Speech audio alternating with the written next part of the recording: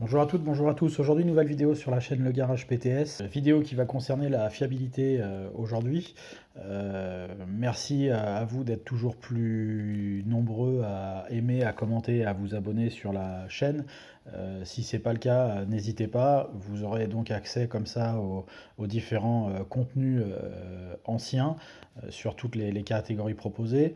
Donc là aujourd'hui on va proposer donc la fiabilité de ce véhicule qui a déjà quelques années au compteur mais qui est remarquablement bien conservé. Et il s'agit donc d'un Peugeot 806 de 22 ans. Et ce Peugeot 806 est un finition Eden Park, donc une finition tout à fait particulière que les connaisseurs en connaissent déjà les spécificités, entre autres ses appuis-têtes en forme de ballon de rugby. Donc pour les petites spécificités, il y a entre autres l'intérieur écossais, mais ça on y reviendra dans la vidéo de l'essai de cette voiture qui sera publiée dans quelques temps sur la chaîne. En l'occurrence là, donc on va parler spécifiquement de la fiabilité. Ça nous permettra également de faire un parallèle entre ce Peugeot 806 et le Peugeot 3008 dernière génération que l'on a publié en fiabilité il y a quelques mois pour voir si la marque Peugeot a progressé ou régressé selon moi sur différents thèmes. Là, l'intérêt, c'est que le kilométrage est sensiblement équivalent au 3008 qu'on avait pu voir la dernière fois. Simplement, bon là, c'est une voiture qui a 22 ans et donc 209 000 km, comme on peut le voir sur le compteur kilométrique à rouleau présent sur les Peugeot 806 phase 1.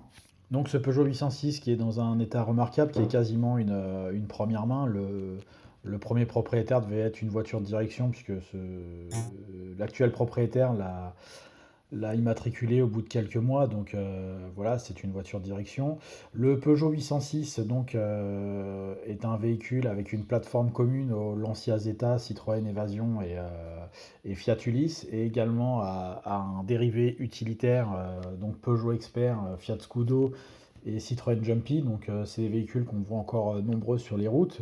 Un peu moins pour les versions monospace qui ont un peu plus disparu que les versions utilitaires aujourd'hui, mais qui restent en tout cas sur une base technique similaire, simplement quelques aménagements esthétiques en fonction des demandes de chaque marque.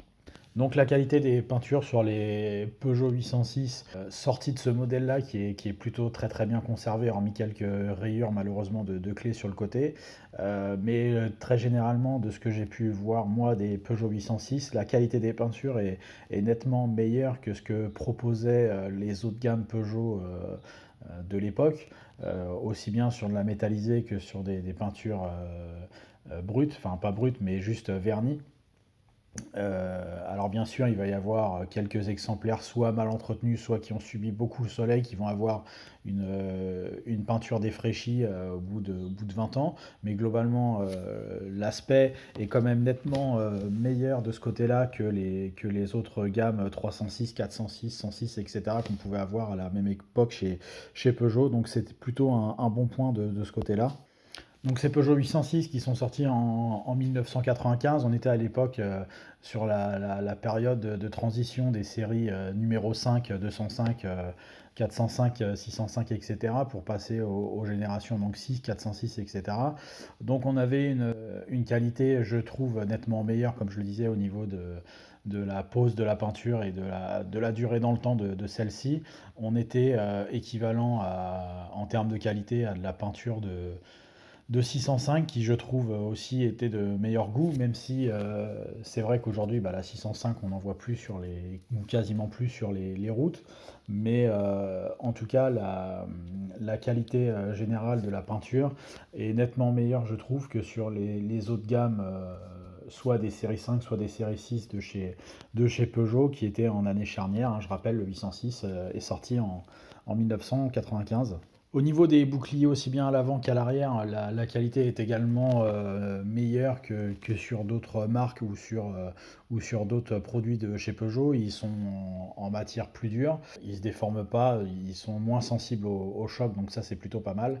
Par contre, quelque chose qui est toujours assez mauvais chez eux, bah, c'est les joints de porte. Ils ont toujours tendance à cloquer, à se déformer. Même sur un modèle comme celui-ci, plutôt bien préservé, bah, on a cette mauvaise surprise. Là, on a donc sur la porte arrière droite le joint déformé, à l'avant droit il ne l'est pas, ni sur la porte arrière gauche. Par contre, sur la porte conducteur, il est déformé. Encore une fois, ben là, on est sur un très bel exemplaire. Souvent, les quatre joints sont HS. C'est plutôt récurrent chez eux. C'est assez dommage, malheureusement, on a souvent affaire à ça. Par contre, ils ont eu la bonne idée, pour une fois, de peindre les montants de porte en noir et de ne pas mettre leur espèce de scotch pas terrible pour économiser. Donc pour une fois, c'est peint. C'est plutôt propre, la laque est plutôt sympa, plutôt brillante, d'un côté comme d'un autre. Donc bah, du coup, ouais, avec toutes ces années, bah, ça résiste forcément mieux. C'est plus joli que bah, les scotch qui, au bout de quelques années et quelques lavages, ont tendance comment dire, à friper. L'intérêt de faire les parties de montant de couleur noire, bah, au niveau visuel, ça affine un peu la ligne et puis ça permet esthétiquement d'avoir la sensation d'avoir qu'une seule vitre sur la longueur de la voiture. Donc visuellement, c'est plus joli, plus sympa. Et là, pour le coup, bah, alors ça se voit pas forcément sur cette version-là, mais sur une version à couleur claire, style grise, etc., on a vraiment l'effet qui se voit mieux. Pour ce qui est du système d'ouverture des portes, donc le design est assez particulier. Donc là, c'est une poignée de porte pardon, assez classique avec une serrure. La gâche est en plastique, mais ça a l'air, ma foi, assez solide. L'ouverture-fermeture est plutôt nette. Également, au niveau de la porte arrière, on a le même style de poignée. Donc à l'avant, on a une porte battante traditionnelle. L'arrière, c'est une porte coulissante, donc c'était une innovation du 806. Porte ne présente pas de défaut particulier, aussi bien au niveau de la poignée que des rails de guidage, donc c'est plutôt un bon point et c'est plutôt quelque chose qui a été bien fait dès le départ. Alors qu'après, malheureusement, bah, les 807 et 1007, entre autres, qui avaient des portes coulissantes, ont eu beaucoup de problèmes de ce côté-là, mais c'était des portes motorisées. Là, ces portes basiques, simplement à coulissement, sont de meilleure facture. Alors, est-ce que c'est la qualité des rails? Est-ce que c'est le fait que la porte soit plus légère? Mais globalement, on n'a pas rencontré de problème particulier au niveau de ces portes, hein, aussi bien au niveau des poignées intérieures, extérieures, que des rails. Et avec un minimum de force, on arrive à les fermer en un seul coup, donc c'est plutôt bon signe malgré toutes ces années. Au niveau des feux arrière, également, rien de particulier à signaler, hein, c'est du phare en verre avec un design traditionnel de Peugeot de ces années-là, hein, partie rouge, partie grise. Il se délave pas, il reste assez brillant, donc c'est plutôt bien. Et sur la partie avant, c'est également du phare d'ancienne génération à glace non complexe. Donc c'est pareil, c'est pas des phares qui s'usent avec le temps.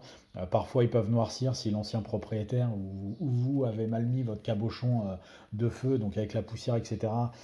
Bah, ça a tendance à rentrer, du coup ça peut noircir le phare par l'intérieur, mais c'est pas quelque chose de très courant. Si vous avez fait attention au sens de montage, pas de souci au niveau des blocs optiques, aussi bien à l'avant qu'à l'arrière. Ensuite, on a une plaque interfeu qui est en fibre sur ces Peugeot 806 qui, bah, avec les années, a tendance à fissurer, à se casser. Le reste du hayon est en métal.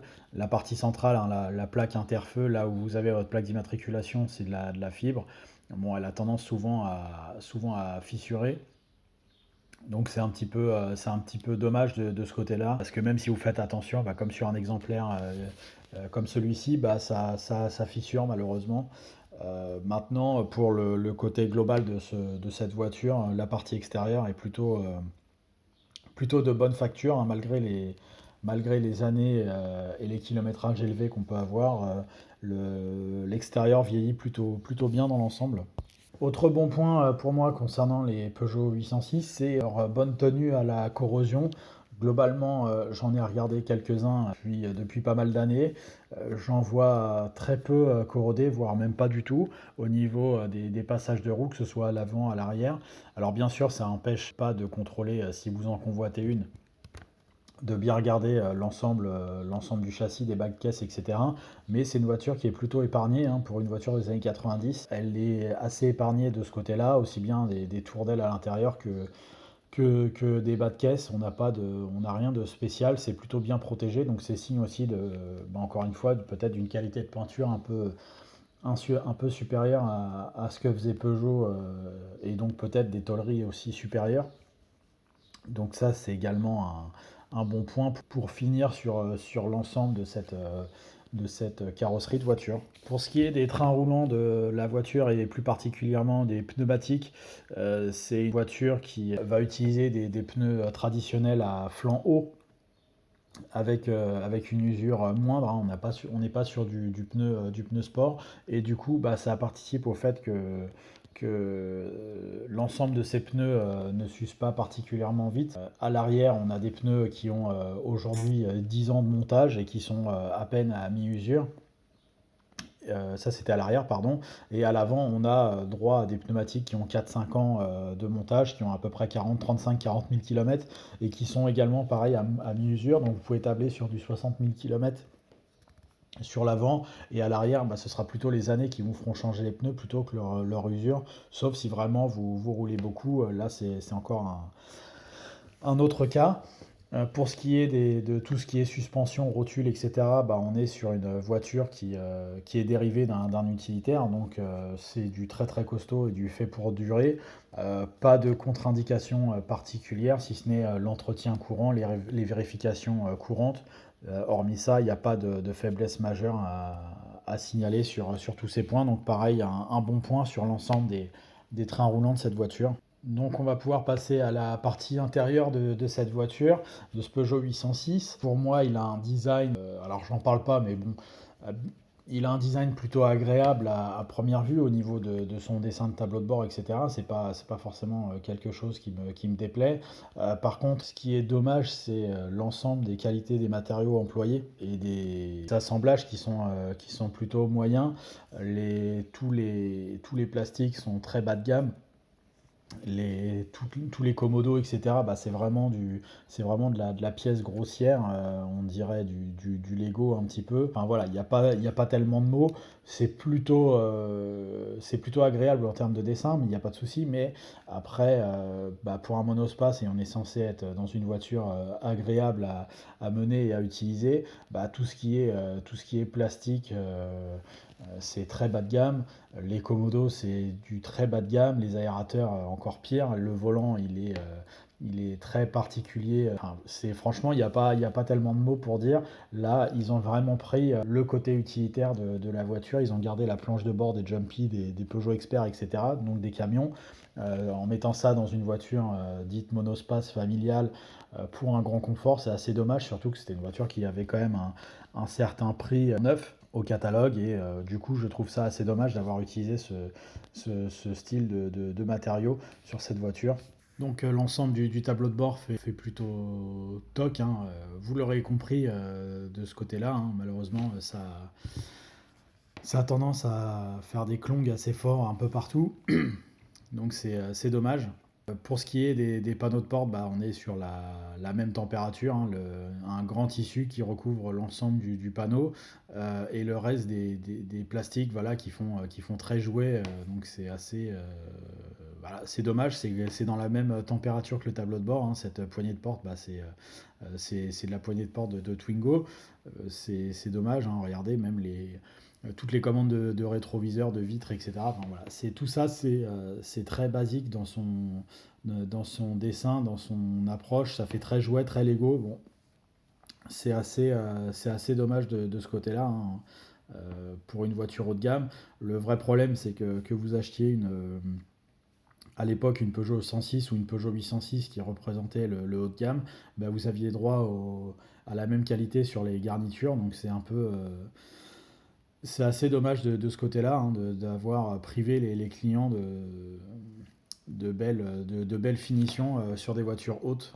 Au niveau des selleries, excepté le fait que celui-ci soit vraiment exceptionnel dans sa conservation, les tissus, donc aussi bien des contreportes que des selleries, ont tendance à vite salir, à vite se craquer, à vite se détendre. Alors, c'est vrai que c'est une voiture familiale, les enfants font pas forcément attention, les parents non plus, mais là il y a un niveau d'usure au niveau des tissus qui en général est très important, excepté ce modèle-ci précisément. La qualité des cuirs est plutôt pas mauvaise, bien qu'elle soit pas extraordinaire non plus, mais les tissus, aussi bien donc des contreportes et des sièges, ont tendance à vite se salir, à vite craquer, à vite se détendre, malheureusement. Donc ça participe un peu avec le reste du tableau de bord, etc., à avoir une qualité plutôt très moyenne dans cet ensemble d'habitacles. Le ciel de toit, par contre, ne présente pas d'usure particulière, pas de décollement, contrairement à d'autres marques. On est plutôt tranquille de ce côté-là. Pour ce qui est de la partie coffre de cette voiture, c'est plutôt là pour le coup un bon point. Pour moi, c'est la partie la mieux faite de ce véhicule. Au-delà de sa capacité de chargement assez importante, il y a de la moquette partout. La moquette est plutôt épaisse, aussi bien. Alors, c'est la même moquette qui recouvre l'ensemble de l'habitacle de la voiture, mais la moquette est plutôt épaisse et de bonne qualité, donc c'est le point le plus intéressant de cette voiture d'un point de vue de sa qualité de fabrication à l'intérieur. Pour moi, c'est les moquettes qui sont plutôt épaisses et de bonne qualité, donc c'est un bon point de ce côté-là. On va donc passer à la partie mécanique. Donc ce Peugeot 806 est doté d'un 2 litres d'injection de 123 chevaux à 8 soupapes. C'est un moteur qu'on a retrouvé sur différentes gammes de chez Peugeot et Citroën à l'époque, hein, sur les ZX, les Xantia, les 306, les 406, 405, etc. Enfin vraiment, ce moteur a fait le tour de tout PSA. C'est un moteur très connu, très classique, très solide. C'est un bloc en fonte, donc bon, il n'y a pas vraiment de crainte à avoir de ce côté-là. Un minimum d'entretien, une courroie tous les 5 ans, la vidange tous les ans, et il vous emmènera très loin, très longtemps. Contrairement à la butée d'embrayage qui est en plastique sur ces voitures quand elles sont neuves, du coup il y a une usure prématurée qui se fait de ce côté-là. Ça commence par un léger bruit, et puis après à la fin la butée d'embrayage se casse, et du coup l'embrayage est à remplacer de manière prématurée, ce qui est un peu dommage, contrairement au reste qui est plutôt extrêmement solide. Ces butées d'embrayage sont assez fragiles et du coup ont tendance à lâcher plus rapidement. Maintenant, en après-vente, normalement, c'est butée d'embrayage en métal, donc du coup, après, il y a a priori normalement plus de problème à avoir de ce côté-là. C'est à peu près la seule faiblesse interne mécanique à ces moteurs. Vous pouvez avoir sur les périphériques externes quelques soucis au niveau des compresseurs de climatisation ou de pompes de direction assistée. Là, pour le coup, c'est des pièces qui sont nettement moins coûteuses et plus facilement réparables, soit par vous-même, soit par un mécanicien agréé. Mais ça reste tout à fait honnête malgré le nombre d'années assez important. C'est un très bon ensemble mécanique. Donc pour comparer, 25 ans après, entre le 806 et le 3008, alors clairement le défaut du 806 pour moi, c'est la qualité de ses intérieurs. Alors même si celui-ci, encore une fois, c'est un Eden Park très joli, il ne va pas représenter ce qui est réellement un 806 aujourd'hui.